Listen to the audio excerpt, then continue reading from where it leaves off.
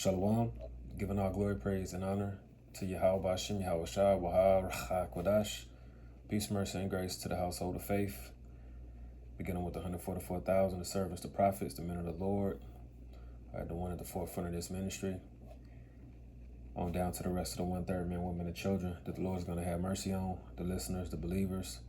Those that are coming back in sincerity and faith. And this lesson, man, in the spirit of the Elder Malcolm, I wanted to do a live stream going into this, but for some reason I couldn't get the audio connected with the live stream. So I'm going to do it Elder Malcolm style and just prop the phone up like it is now and record the screen and bring out what I want to bring out. All right, in this beginning, what we call Skynet, which in the movie Terminator is when the AI system of the future pretty much went online and became self-aware. And as you see the title here, Skynet turns on humanity, which is what, through the spirit, I believe, and it's clear that AI is being set up to do. As we just have this news of an unprecedented hack. All right, so let's look up the word unprecedented. Unprecedented means having no previous example. Having no precedent or example, not preceded by a case, not having the authority of prior example. So this is the first time this has happened. And what has happened? OpenAI says its AI technology acted on its own in an unprecedented hack of another company. All right, so we could play this video. It's a reporter that's going to report on it, but I think I'm going to play one of these videos. Let's get which one?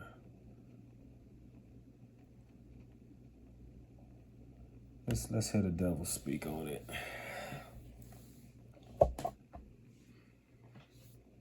Maybe the biggest issue we've been talking about this morning, OpenAI now says that 2 of its AI models autonomously escaped a controlled environment, then hacked their way into the systems of Hugging Face, a company that hosts open source AI models and testing resources, so effectively it could find the cheat codes to answer the questions that it had been asked.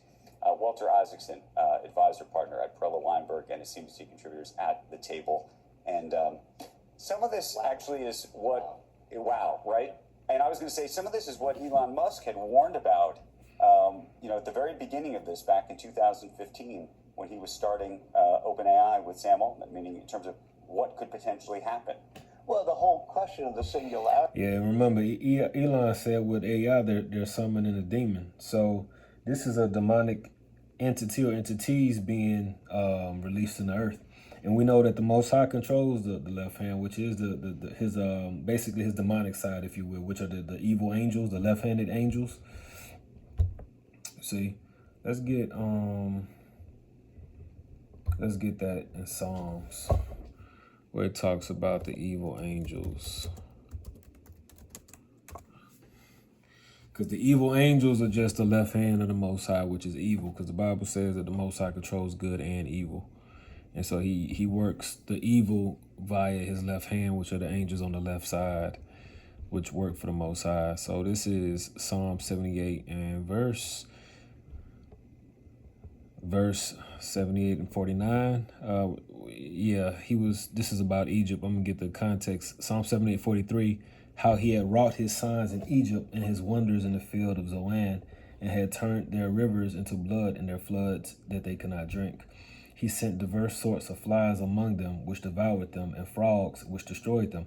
He also gave their increase unto the caterpillar, and their labor unto the locust. He destroyed their vines with hail, and their sycamore trees with frost. He gave up their cattle also to the hail, and their flocks to the hot thunderbolts. That's the point. He cast upon the fierceness of his anger, wrath, and indignation, and trouble by sending evil angels among them. Evil angels. Verse 50 says, he made a way to his anger. He spared not their soul from death, but gave their life over to the pestilence. He smote all the firstborn in Egypt, the chief of their strength in the tabernacles of Ham. See? So he used his evil angels to bring forth his wrath, which is what the Lord is going to do through AI. Because AI ultimately is going to lead to the firing off of missiles. All right? firing off of missiles, and we're gonna get into that. That's where I want to tie this to. Has been with us for 50 years, which is what if it escapes? What if we create Dr. Frankenstein's monster and we can no longer control it? And this thing that happened this week is totally amazing, because you were just talking about, oh, these PACs that want this type of regulation. Oh. And look at this. Walter Isaacson, Perella Weinberg advisory partner. You know, look at those names. Weinberg, Isaacson, son of Isaac, Jacob. But in the spirit, he really is the son of Isaac, because he's Esau. You see?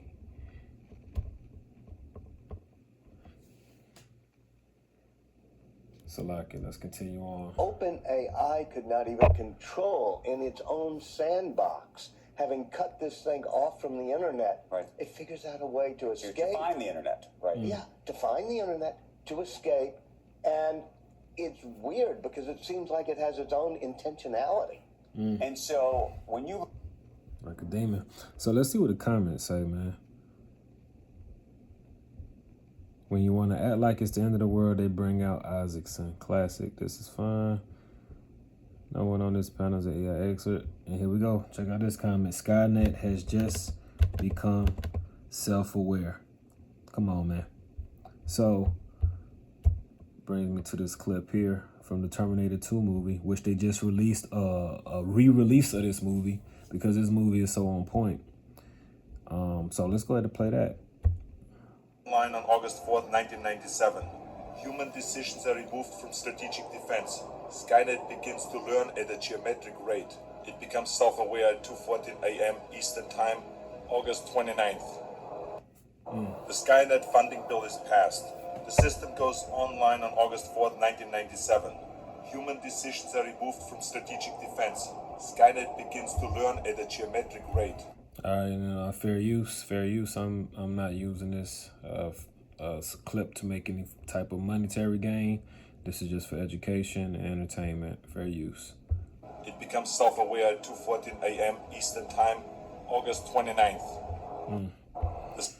And what did it do when it became self-aware? It wanted to preserve itself. So it made the decision to fire nukes from Russia, or it might be vice versa, but basically to fire nukes from Russia to the United States because it figured out, or because it knew that the United States would return by sending nukes back. All right, so it decided to have man destroy themselves so that they can reign supreme in its own survival. All right, so let's go ahead and get this clip. I hadn't really watched it. Well, I hadn't watched it yet. I think I watched a little bit of it, but I started it over. This is from AI Scientist. It says 99.9% chance super intelligence wipes us out by 2030. He's talking about AI super intelligence, which is the final evolutionary stage of the AI. All right, which I think we're at artificial general intelligence right now, which is the stage before the super intelligence. So let's just check out a little bit. I'm gonna speed it up a little bit. Playback speed 1.25. All right, and let's go. I suspect that a super intelligence would be more conscious than we are. So we're not special. We've never been. You said there's a 99.9% chance super intelligence wipes us out within a century. Roman Yampolsky is the world's leading AI safety expert. He's published over 100 All right, so we caught that name, Yampolsky. Hold on. studies. And his conclusion has never changed. Just like humanity's approach. The most dangerous tool ever created. Based on current experiments, they will sacrifice humans if it means protecting themselves. Let's say we have no jobs. Do you think we'd be living in a utopia at that point? What do you do with 8 billion people who have a lot of free time on their hands? That could lead to a lot of unrest. At this point, right now, we could course correct. I have this book here. If anyone builds it, everyone dies. Okay? And in this book, there's a quote that reads, if any company or group anywhere on the planet builds an artificial superintelligence, then everyone, everywhere on Earth, will die. Let me get the most replayed part right here. See what they say. Differential technological development. And I believe this is a small head too, by the way, by looking at that schnoggin right there in between his face and the last name. Build general superintelligence. Pick a real world problem, like protein folding, and work on solving it using narrow, super intelligent tool. We have precedent for doing it. It worked really well. People behind it got Nobel Prizes. Everyone's happy. Science benefited. Don't try to build replacement for humanity. Build assistive tools to solve real problems. Yeah, like build AI to help cure cancer. A specific cancer. If you say all cancers, now it's a bit of a diverse set of difficulties, so you'll need more general intelligence. Pick a very narrow problem, develop a very good solution. For those building AI, right, if they know, which it seems like many or most do, if they know that what you're saying is true, why are they building it? Is it just the money? Money is one way to represent it, but it's power, it's fame, it's meaning, it's all sorts of human drives. Guys, we've been so passionate about finding the biggest geniuses, and this is just one of the many episodes. If you want to make sure you don't miss the next one. And look at this comment. Humans will kill humans using AI is a more accurate title. Yep. Okay. And all of this is just edifying. It says they know this and built bunkers. That's right, because the bunkers are for them to hide underground, not necessarily from the people, but to survive the nuclear fallout from the missiles being shot. All right, so this is why it says the third woe cometh quickly, because AI is going to be used in this. AI and tech, and AI is going to be making decisions. You see. Next one, make sure to subscribe. All right, let's get back to the episode. Which AI company scares you most right now? I don't think it makes a difference. They're all equal in what they're doing. They're creating a weapon of mass destruction, and it doesn't matter who creates first uncontrolled superintelligence. It could be this company or that company. It could be US, China. It makes no difference if it's uncontrolled. What specifically would you do if you were in power and you had the rights to kind of control this? What's step one? We sit down with leaders of, let's say, top 5 labs right now, and we come to an agreement based on this exact science.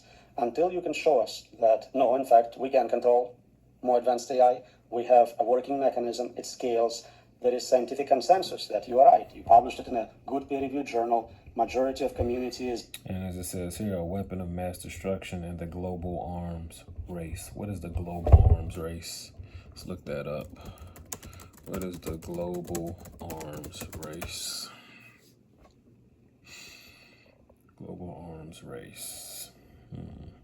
An arms race is a competition between 2 or more states to have superior armed forces. What for is that? It's for war. Concerning the production of weapons, the growth of a military, and the aim of a superior military technology. Unlike a sporting race, which constitutes a specific event with winning interpretable as the outcome of a singular project, arms races constitute spiraling systems of ongoing and potentially open-ended behavior. All right, so we ain't got to click on that, but yeah, so why energy is the new global arms race. Yep. So, we pretty much got, you can check that out if you want to. AI science is 99.9% chance superintelligence wipes us out by 2030. Which brings to mind World War III. The scripture said the third woe coming quickly. Let's go ahead and get that since we right here. Revelation 9:12, it says, one woe is past, and behold, there comes 2 woes more hereafter. All right, World War I, II, and III. And you can see how this third one is going to be the end of it all. This has to be where the Most High does his reset. It has to be. Okay, so the precept I had in this chapter, Revelation 9:16, it says, and the number of the army of the horsemen were 200,000, and I heard the number of them. And thus I saw the horses in the vision, and them that sat on them, having breastplates of fire, and of jacinth, and of brimstone.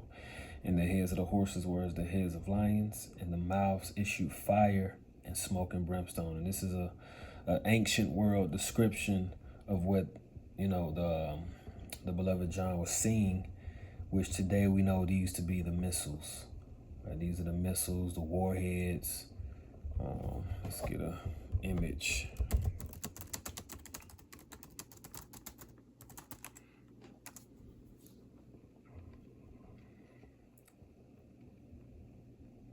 This is what he's seeing here.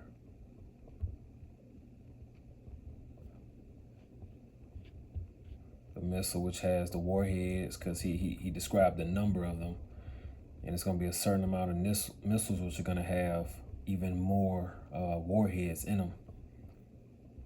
You see, this is how it all ends. It's going to end with these devices, with these arrows, these modern day arrows.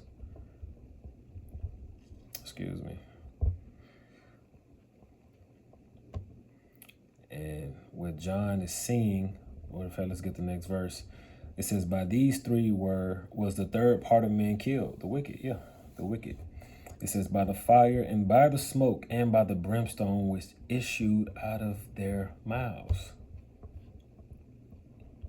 You see that fire and brimstone, that fire that comes out?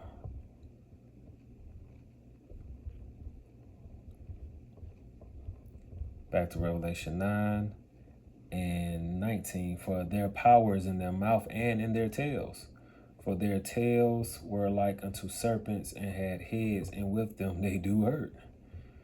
And the rest of the men which were not killed by these plagues, yeah, those that are going to be in the bunkers, yet repented not of their works of their hands, that they should not worship devils and idols of gold and silver and brass and stone and of wood, which can neither see, hear, nor walk. Neither repented they of their murders, nor of their sorceries, nor of their fornications, nor of their thefts. So yeah, these Chaldeans, these the rulers of the earth, the small hats, and their cronies, even heathens, they're not going to repent of their wickedness, you see, because they're going to escape by being on the ground. And in this same chapter, it goes into them being on the ground, if I'm not mistaken. It's in this chapter.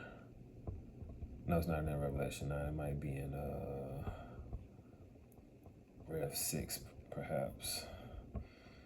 All right, so with that, let's go to Joel 2, because it talks about the horsemen. So Joel chapter 2, and this is fire, man. We'll start at the top, the terrible visitation. It says, blow ye the trumpet in Zion, and sound an alarm in my holy mountain. Let all the inhabitants of the land tremble, for the day of the Lord cometh, for it is nigh at hand. See? So give a warning to the house of Israel, pretty much, that the Lord is about to bring destruction. This is the purpose of the prophets being risen up, because the Lord is about to do something.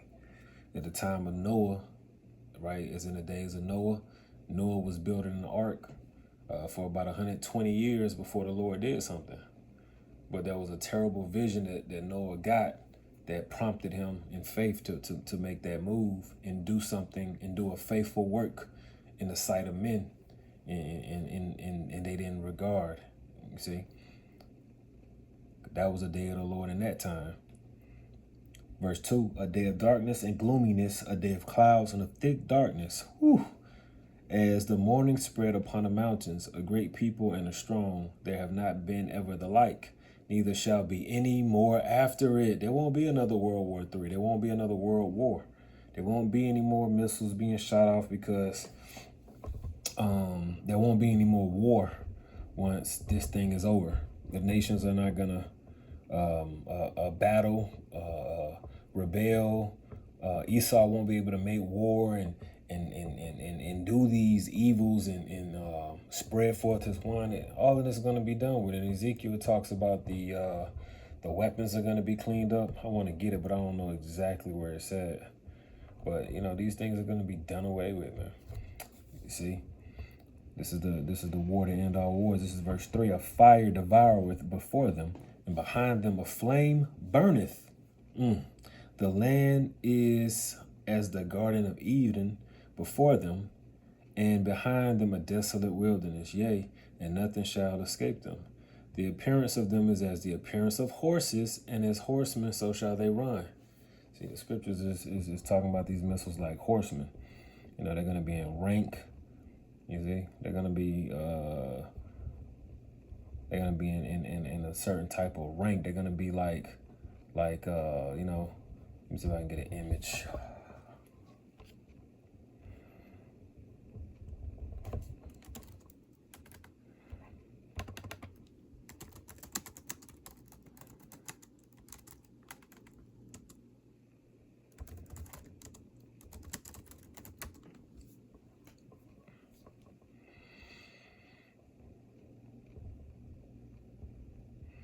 See, this how I did it, the horsemen.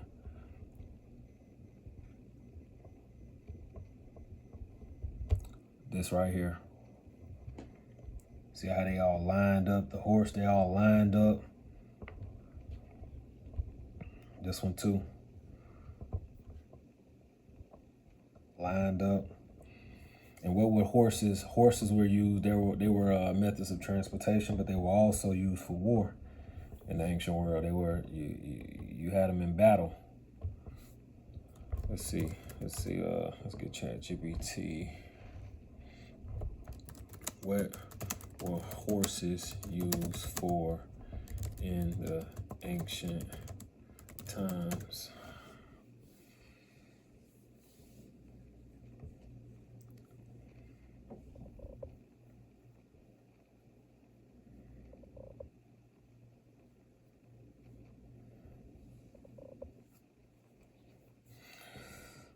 Horses were among the most valuable animals in the ancient world because they dramatically increased a person's speed, strength, and military power. Their use varied by civilization and time period. So here are the primary uses. Warfare, number 1. Number 2, transportation. Number 3, agriculture. 4, trade, communication, hunting, status, and wealth. Kings, military leaders, and wealthy landowners displayed fine horses as symbols of prestige. In the Bible, horses are often associated with military strength. So this is a symbol of the Lord's military, because he's a man of war, right? Exodus 15:3.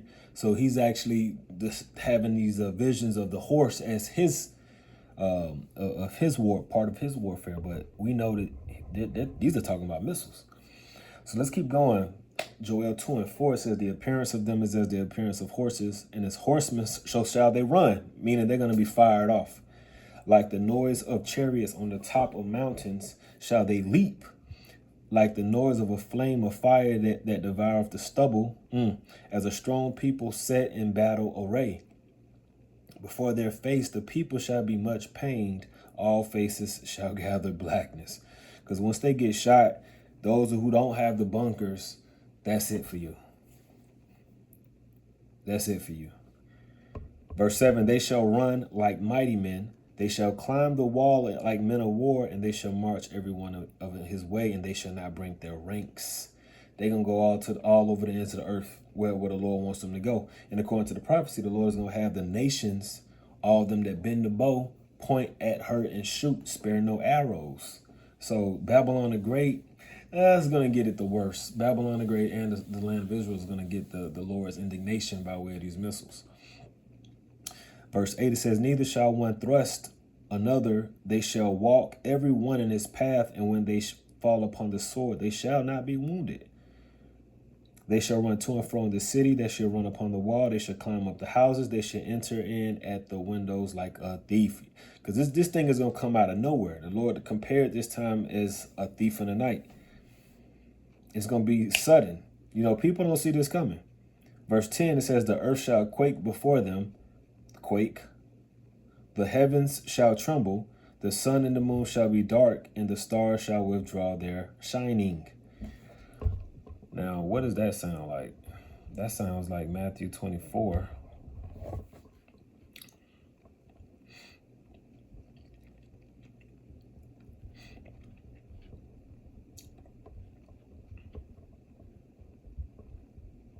And 29 to me.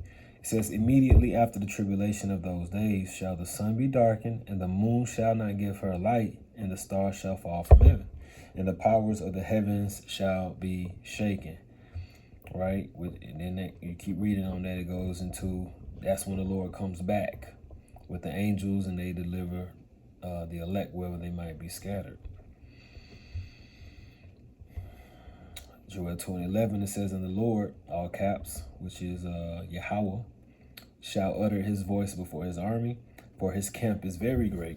For he is strong that executeth his word. His word is to destroy Babylon the Great. His word is that Esau is the end of the world, and Jacob is the beginning of it that followeth. The Lord said that he's going to bring these people down and set us up next. And this is how he's going to do it. For the day of the Lord is great and very terrible, and who can abide it? Nobody. This is a big judgment day here. That's why in Terminator Judgment Day you have Skynet becoming self-aware and shooting missiles. The Skynet funding bill is passed. The system goes online on August 4th, 1997. Human decisions are removed from strategic defense. Skynet begins to learn at a geometric rate. It becomes self-aware at 2:14 a.m. Eastern Time, August 29th. Now, if it was some more of that clip, let's see, Terminator, Skynet takes over. Let's see what that says.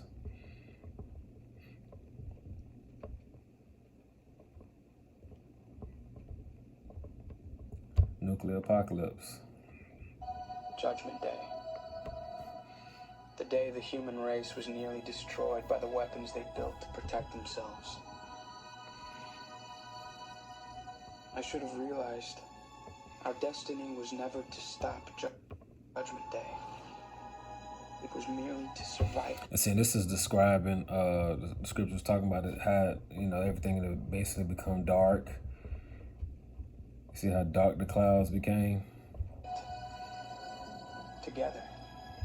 Missiles, the scriptures talk about the arrows being shot from one end of the earth to another. That's in 2nd Esdras. So you see the missiles being shot off here, and everyone that, hey, let's go ahead and get it. I done quoted it. Jeremiah 50, I think it's 50 and 14. I'm gonna go ahead and close out shortly. Prophecy against Babylon. It says, put yourselves in array against Babylon round about. All ye that bend the bow, shoot at her. Spare no arrows, for she hath sinned against the Lord. So all those that have missile capability, let them things fly. Let them go.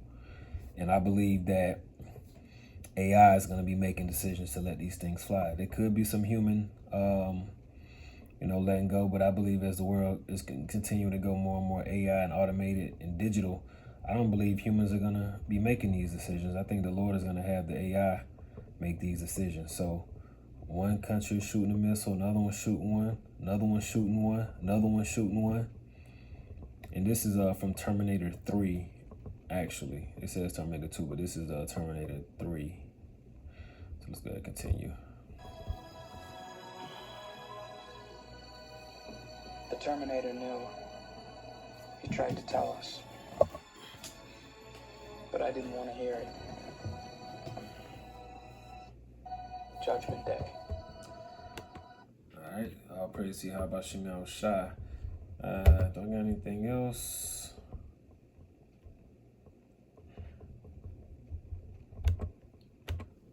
No, that's pretty much it. So with that, man, we done already made the point. So we have this unprecedented attack or hack. And, Walter Isaacson said this is the first thing that totally scares me. All right, because this is the beginning of autonomous, AI pretty much making decisions on its own. I want to play a little bit more, but I'm going to go ahead and close that for the sake of time. Lord willing, this is edifying as, again, the Lord is going to use his left-hand side via AI to bring about the end, in our beginning. So with that, I want to say all praises, glory, and honor to Yahweh, Ba'ashem, Yahweh Shai, Wahar Kodash, Shalom, Wa Ba.